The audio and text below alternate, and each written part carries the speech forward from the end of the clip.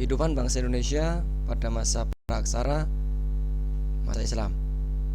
Pada kali ini kita belajar bersama pada masa praaksara.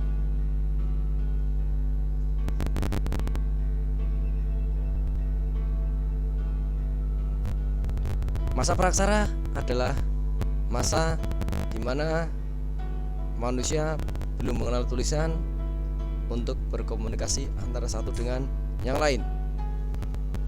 Meskipun demikian,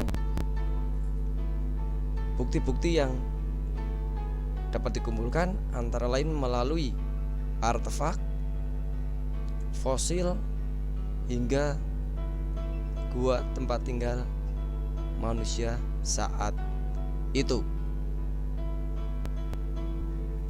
Setiap bangsa tidak sama dalam budaya, khususnya tulis-menulis. Masa praaksara diakhiri dengan manusia yang sudah mengenal tulisan, dan setiap bangsa tidak sama. Contohnya, bangsa Indonesia bukti tertulis tertua dari abad 4 Masehi, yaitu prasasti Kerajaan Kutai. Sedangkan di Mesir sudah ada tulisan hieroglif dari 2500 sebelum Masehi. Masa praaksara saya bagi dari dua, yaitu dari arkeologis dan budaya. Dari arkeologis ada arkeozoikum, paleozoikum, meso dan neozoikum. Masa arkeozoikum ditandai dengan bumi yang masih panas pada permukaan, sehingga belum memungkinkan makhluk hidup untuk tinggal di atasnya. Masa ini kemudian disusul dengan masa paleozoikum. Pada masa ini keadaan bumi sudah mulai mendingin, sehingga memungkinkan untuk makhluk hidup, minimal makhluk hidup bersel satu, untuk berkembang biak. Memasuki masa Neozoikum, masa di mana reptil-reptil dalam ukuran besar berkembang sangat baik. Pada masa Neozoikum, hewan-hewan reptil yang berukuran besar sudah mulai berkurang, namun mulai muncul hewan mamalia, bahkan hewan primata. Pada masa ini, tanda-tanda kehidupan manusia purba mulai nampak jelas. Pada masa praaksara, menurut budaya saya bagi menjadi 4: berburu meramu tingkat sederhana, tingkat lanjut, bercocok tanam, hingga masa perundagian. Masa berburu tingkat sederhana memiliki karakteristik manusianya yang hidup berpindah-pindah. Mereka hidup dalam kelompok-kelompok yang kecil dan sangat bergantung kepada alam, berupa berburu dan mengumpulkan makanan dari alam sekitar, atau yang kita kenal dengan food gathering. Alat-alatnya masih sangat sederhana dan dari batu-batu yang kasar. Mereka hidup pada gua-gua alam. Masa ini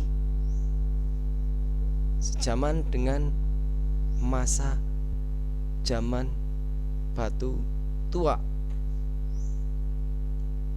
Masa selanjutnya adalah berburu meramu tingkat lanjut. Pada masa ini, manusia sudah mulai mengenal peralatan batu yang sudah dihaluskan. Mengenal pula kehidupan akan kepercayaan melalui budaya batu besar. Perkembangan selanjutnya, manusia mengenal adanya bercocok tanam. Pada masa ini, kebudayaan megalitikum semakin berkembang sehingga kepercayaan pun berkembang cukup pesat. Hal ini ditandai dengan banyaknya pendirian bangunan-bangunan megalitikum. Pada masa bercocok tanam, mereka sudah mampu menjinakkan hewan liar untuk dijadikan hewan peliharaan serta hidup pada desa-desa kecil. Karena mereka tinggal di desa-desa kecil, maka mampu pula dalam menentukan pilihan. Kepercayaan pula semakin berkembang karena hasil panen dan hasil ternak yang semakin baik. Memasuki zaman logam, masa perundagian, kehidupan masyarakat sudah semakin kompleks. Ini ditandai dengan munculnya berbagai macam profesi. Kata perundagian berasal dari kata undagi yang berarti tukang. Bahkan tukang logam, pengecoran logam sudah dikenal melalui dua tekniknya, yaitu teknik cetak hilang dan teknik cetak ulang.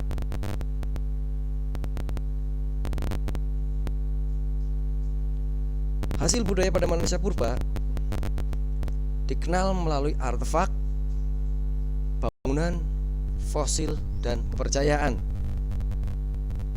Hal ini terlihat dari benda-benda yang ditinggalkan. Misalkan dari batu ada kapak berimbas, kapak genggam. Kemudian dari ada nekara, kapak corong, dan berbagai macam perhiasan yang ada.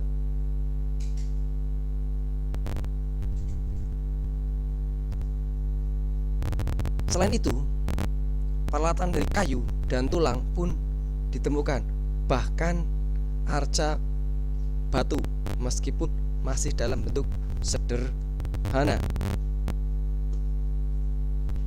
Ini adalah bentuk nekara dan moko yang ada dan ini masih dipakai oleh saudara-saudara kita yang di Nusa Tenggara Timur.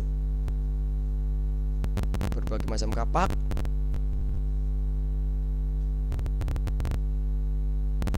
hingga bangunan, baik itu waruga, dolmen, sarkofagus, hingga menhir. Ada pula berupa kubur batu, punden berundak, termasuk Abri Sausrojo dan Yoken Modinger.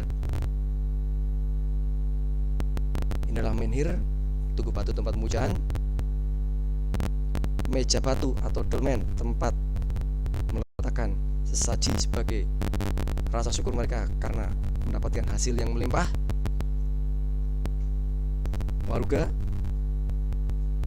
punden berundak, dan sarkofagus.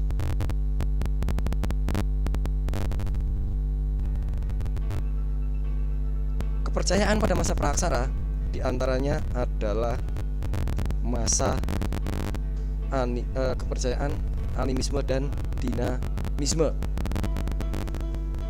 Animisme mempercayai adanya roh yang dapat mengganggu kehidupan manusia. Dinamisme mempercayai adanya benda-benda gaib yang memiliki kekuatan tertentu, hingga totemisme yang mempercayai adanya kekuatan akan hewan atau tumbuhan tertentu. Fosil ada yang berupa fosil hewan dan fosil manusia.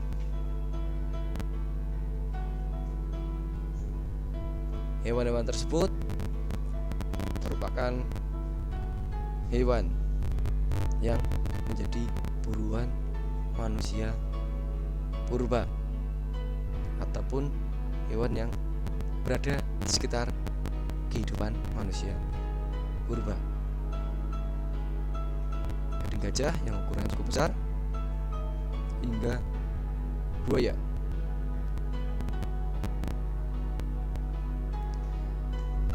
Masa Praksara kemudian dikenal pula adanya arus kedatangan nenek moyang.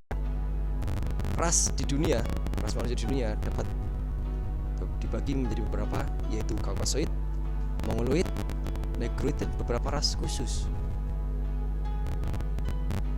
Ras Kaukasoid itu banyak tersebar di Eropa, Mediterania, dan India. Untuk Mongoloid ada yang Asia Mongoloid, Malayan, hingga Amerikan. Nah, ras Negroid yang kita kenal adalah African Negroid yang paling banyak. Adapun ras-ras khusus yang hanya ada di tempat-tempat tertentu, antara lain ada Dravida di India, Ainu di Jepang. Untuk nenek moyang di Indonesia ini ada beberapa macam teori. Yang pertama adalah sebagian besar berasal dari Yunan, kemudian bercampur dengan ras Melanesia sehingga menjadi bangsa Indonesia yang sekarang. Ras Melanesia ada di Kepulauan Pasifik. Adapun ras-ras yang berasal dari Yunan yaitu Proto Melayu dan Deutero Melayu. Proto Melayu melalui jalur utara yaitu Yunan langsung ke Filipina dan ke selatan menuju Indonesia. Sedangkan Deutero Melayu berasal dari Yunan yang kemudian melalui Semenanjung Malaya dan menyebar ke kepulauan di Indonesia. Proto Melayu kemudian banyak berkembang menjadi suku-suku, di antaranya Dayak, Toraja, Batak, dan Sasak. Mereka banyak membawa kebudayaan yang disebut dengan Baskon Hoabin dari Vietnam. Sedangkan di Deutero Melayu banyak membawa kebudayaan Dongson yang kemudian mengembangkan atau berkembang menjadi suku-suku di antara suku Jawa, suku Bugis, dan suku Minang. Semoga pembelajaran kali ini yang mempelajari tentang masa Praksara dapat membantu adik-adik semua dalam belajar. Sukses untuk kita semua. Ingat, bangsa Indonesia adalah bangsa yang besar. Sejarahnya runtut dari masa Praksara ada sampai dengan masa Hindu Buddha, masa perkembangan Islam, hingga masa modern. Bangga menjadi bangsa Indonesia.